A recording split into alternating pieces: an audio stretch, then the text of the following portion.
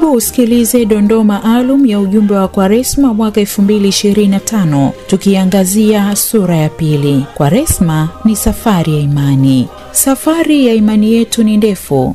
Katika Agano la Kale, ililichukua taifa la Israeli miaka 40 kuingia katika nchi ya ahadi.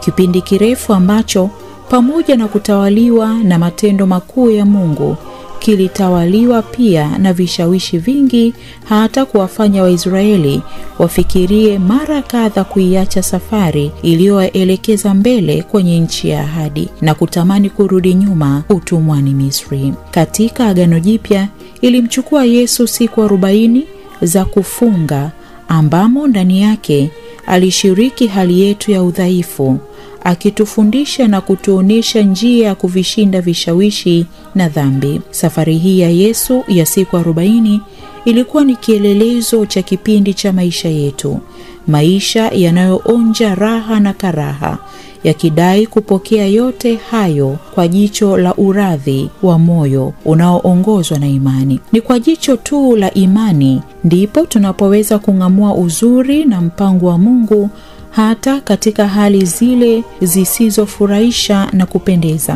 Kwani kwa njia hiyo tunaweza kukaa chini na kutafakari juu ya umaana wa mateso yetu. Mtume Yakobo anatukumbusha kuwa kujaribiwa kwa imani yetu huleta saburi. Simamini imara katika imani.